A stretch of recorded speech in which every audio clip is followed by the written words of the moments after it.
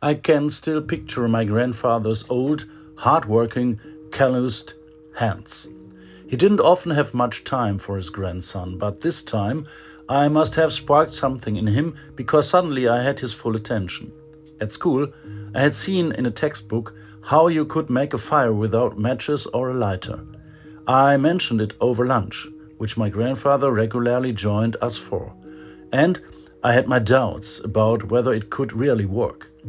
That was when my grandfather spoke up and told me to come out into the garden with him after lunch. It was the middle of summer, it was hot, and everything was dry. My grandfather gathered some thin pieces of wood and small twigs and carefully piled them up. Then he took two sticks and rubbed them together with incredible speed. And then it happened. Sparks began to fly, and suddenly we heard the crackling sound of a tiny fire.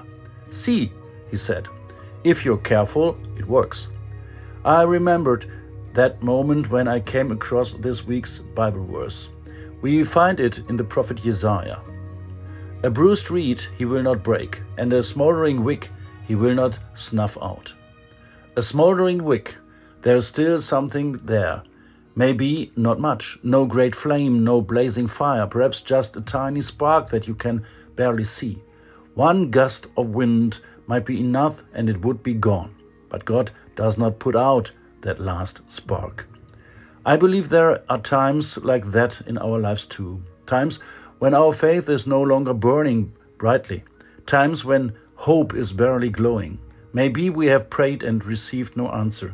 Maybe life has taken its toll on us. Maybe we have grown tired, disappointed, or hurt.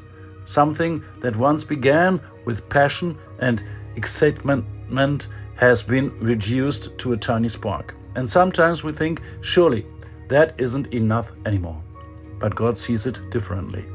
He does not expect us always to be burning brightly. He does not expect our faith always to be strong or our hope to be unshakable. He sees even the smallest spark and he treats it with care. Maybe that is exactly what we need this week. A God who does not keep demanding more from us, but who handles us gently. A God who does not break what is already bruised and does not snuff out the smoldering wick. And perhaps we can pass some of that gentleness on to others.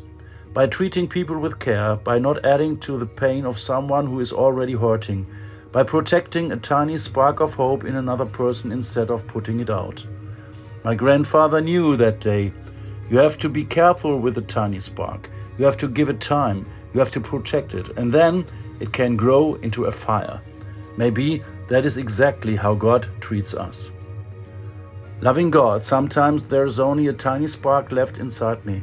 My hope is small, my faith is tired, and some things in my life feel bruised and broken. Thank you for not giving up on me, especially in those moments. Thank you for not snuffing out the smoldering wick and for not breaking the bruised reed. Treat me gently and help me to treat others with the same gentleness. Protect the small spark of hope within me and let it grow into a fire again, a fire that gives warmth and light and brings courage to others.